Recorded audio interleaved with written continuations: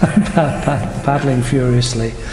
Welcome back to another conversation with John Butler here in Bakewell Parish Church.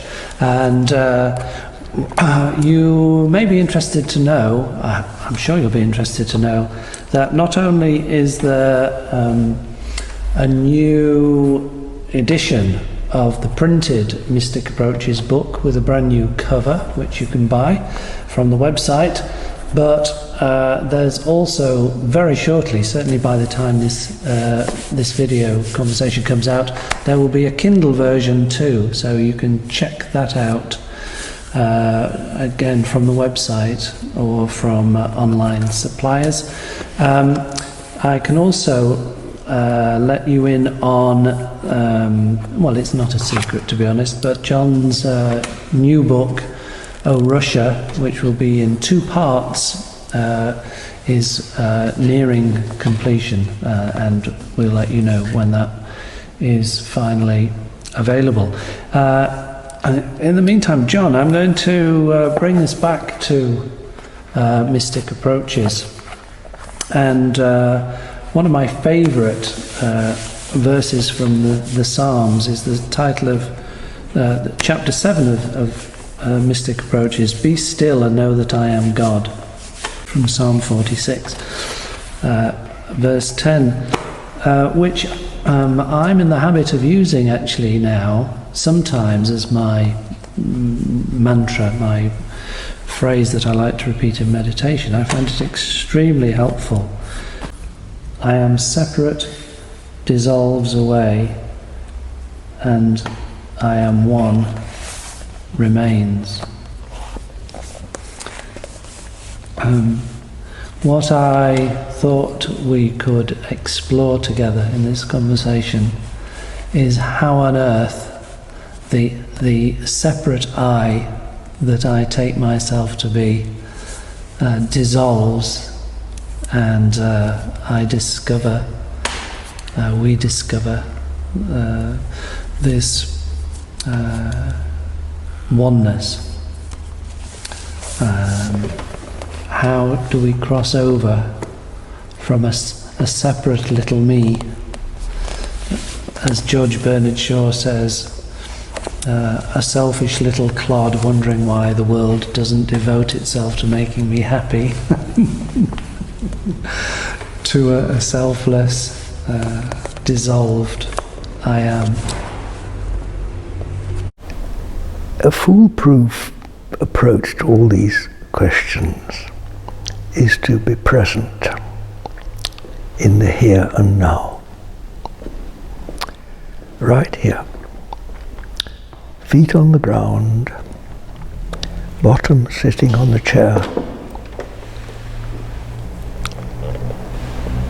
Like your eyes just seeing what's in front of them, and your ears open to whatever sounds happen to be around. Now this, you could say, is almost the first principle of all spiritual understanding. And just by simply coming into the present moment like this, if you've followed what I've been saying, I think you'll find you've forgotten what you did yesterday, and you've forgotten to worry about what you're going to do tomorrow. Is that so? Well, how did that happen? You just stopped thinking about it, and it just settled down again. Oh, what am I going to do tomorrow? Oops, up it comes again. Do I do this or do I do that? Worry, worry.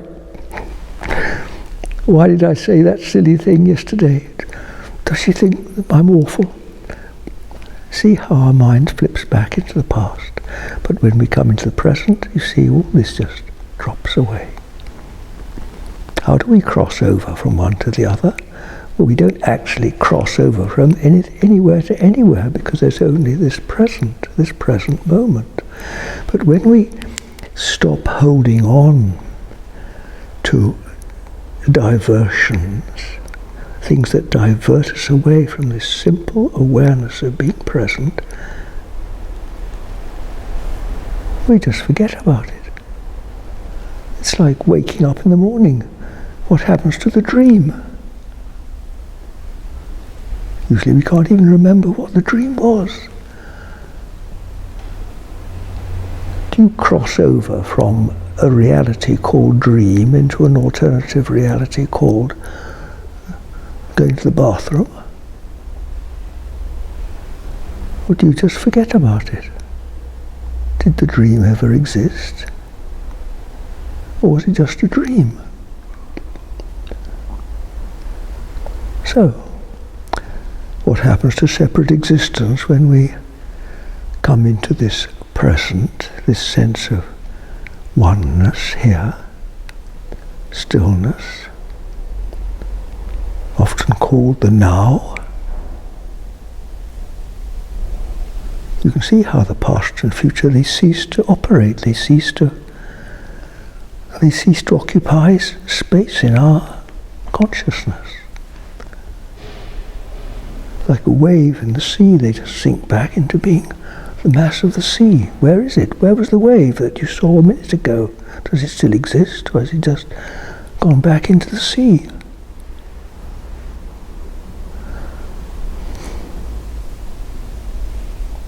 It's not really a matter of crossing over, really, is it? It's a matter of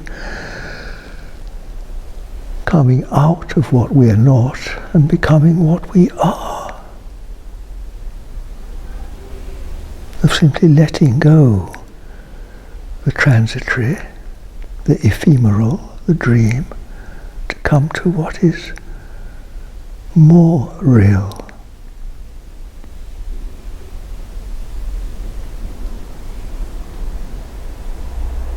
I'll give you a hint as to what is more real or less real. See, what is less real changes. Not only does it have a temporal lifespan, but it's always fluctuating, it's changing. Whereas the nature of truth is that it doesn't change.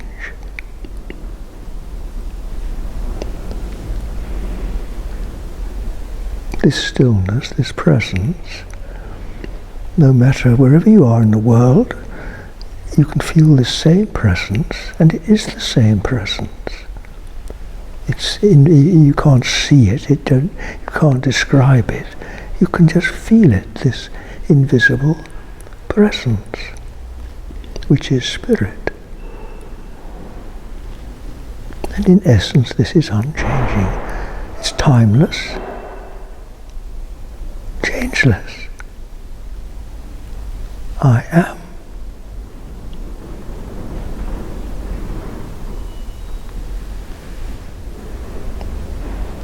How do you become this I am? Well, it's a long process of spiritual work. It may start with observation. Meditation is often a part of the process. And the gradual realization through observation and trial and error, if you like, of what is less real, substituted for what is more real. Gradually we grow from one into the other. Where's your childhood? Where's it gone? And may have a few old photographs to remind you, but what's happened to it? Where is it? Then what happened? What happened to your first kiss? In your memory? What happened to it? It was so real at the time, wasn't it? It was the realest thing that's ever happened to you. And then you moved on to something else. Well, it seems real until you get a glimpse of something that is more real. A higher level, if you like, of reality. And life is really a growth of. We grow through these lesser transitory states gradually grow into, if we're fortunate, the unchanging truth. I am.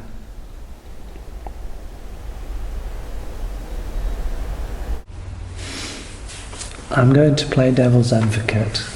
I'm going to stick my orange on. I can't hold back. It's all very well saying it's unchanging. Truth is unchanging. That, to me, that sounds like, maybe to others, it sounds like that which doesn't change doesn't change. But our experiential truth is that everything around us changes. I've noticed the first turning of the leaves, and I rejoiced in it actually, because that's in a way the glory of life also, is that it does have its proper seasons and its cycle, and I can rejoice and be joyful in that also.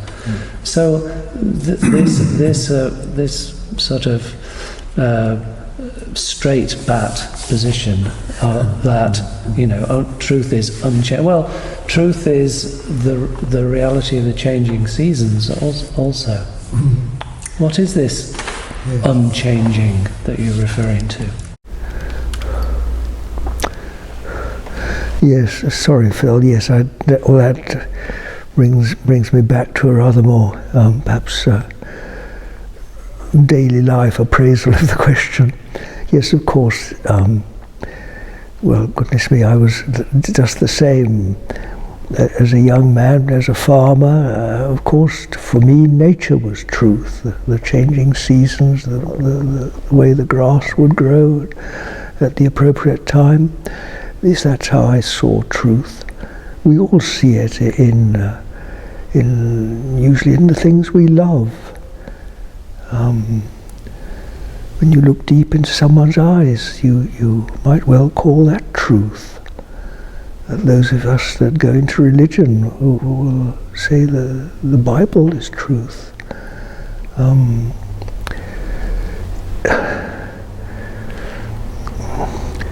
It seems easy to me now, looking back over a long life, to come sort of straight to these rather absolute statements that truth is what doesn't change. But of course it doesn't seem like that through one's more active and searching years. We take whatever truth we can, whatever seems truth to us, and all one can really do is lead on from that, because that's the great mystery of, in a way, one of the great mysteries of life is that the goalposts, as it were, are always being moved backwards.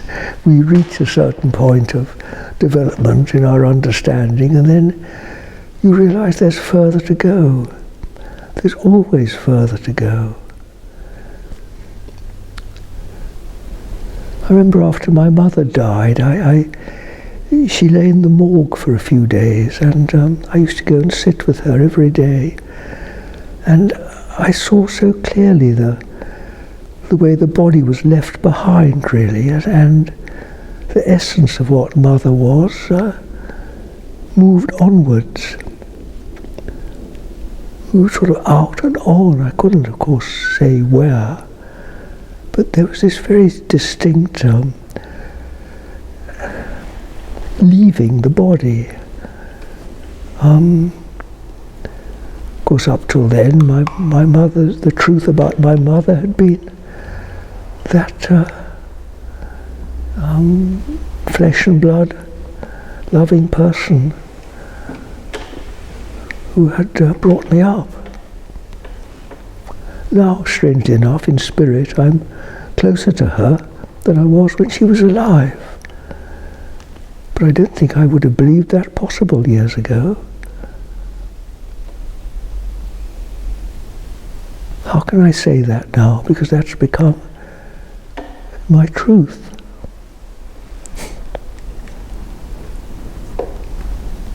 Well, if I could comment or talk about its nature, I'd be back in the world of change, wouldn't I? We just have to be still and know that I am, which is a word for truth, isn't it? That this unchanging reality, which we can't describe as stillness, is truth. Or